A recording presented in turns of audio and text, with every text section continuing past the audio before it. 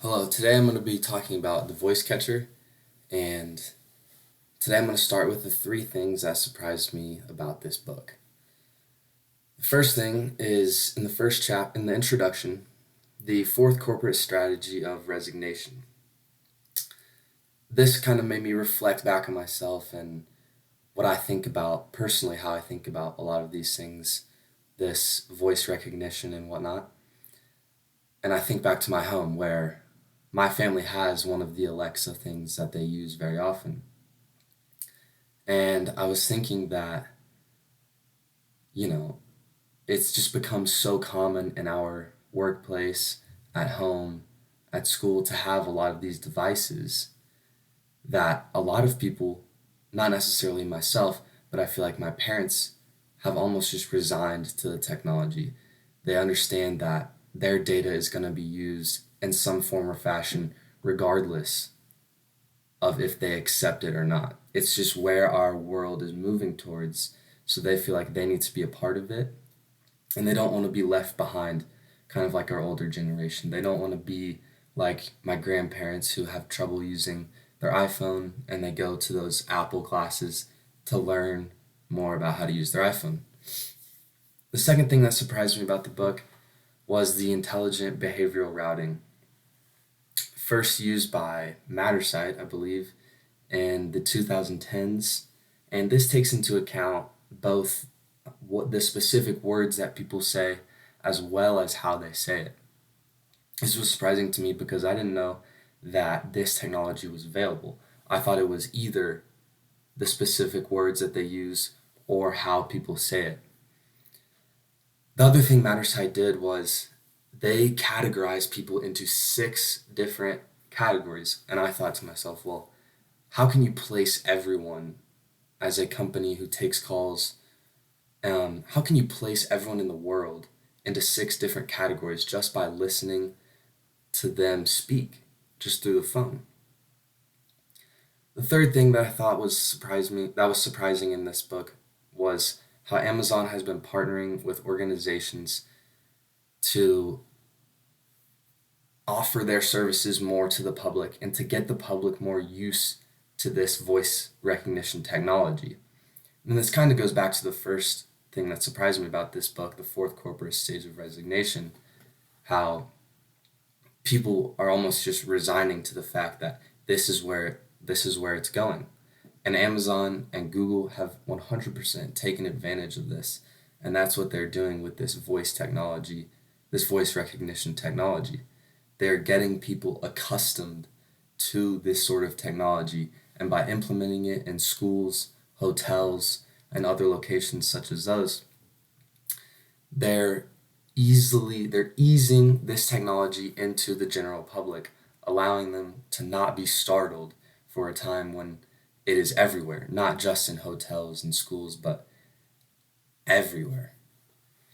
Moving on, I chose McDonald's as my company and how it will be impacted by COVID. I have three main reasons of how it will be impacted by COVID. The first one is supply chain issues. As we know, during COVID, that was one of the largest problems is that restaurants especially weren't able to get the specific food they needed or the ketchup or the drinks they're serving.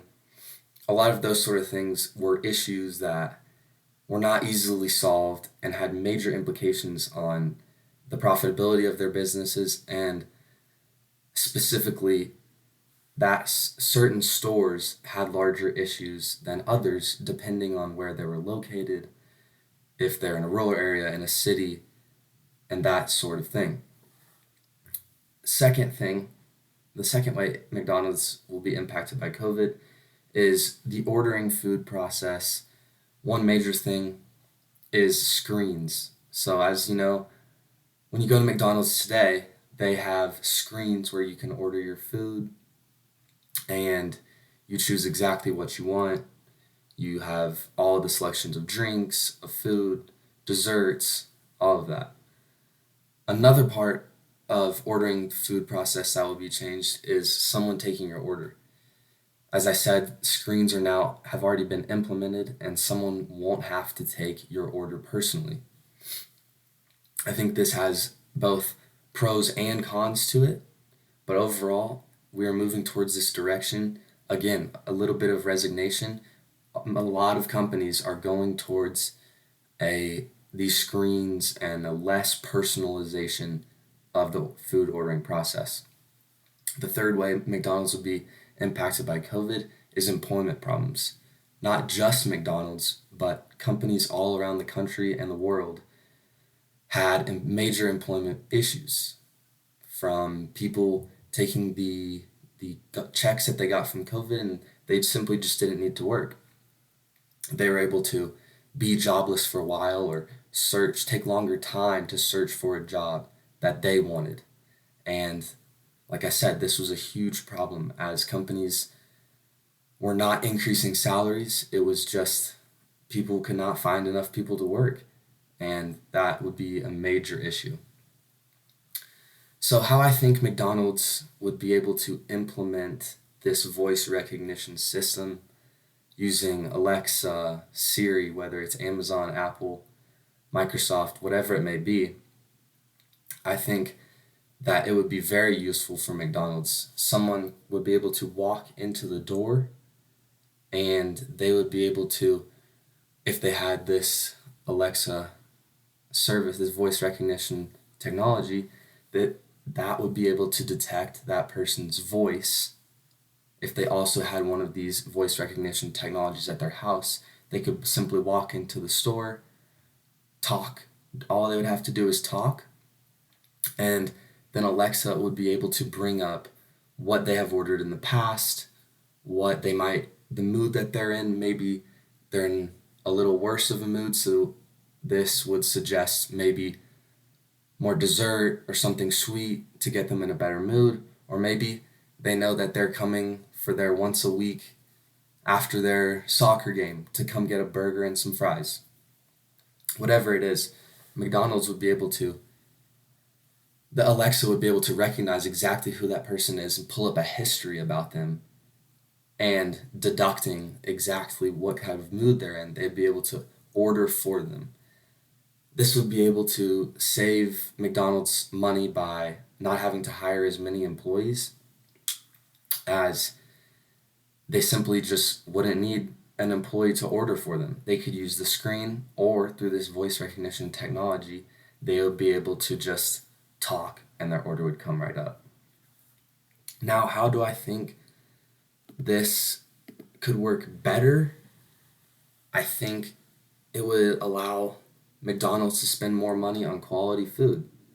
I think not having to pay for as many employees' salaries would allow for McDonald's to focus exactly on the things that they want to, such as improving the quality of food.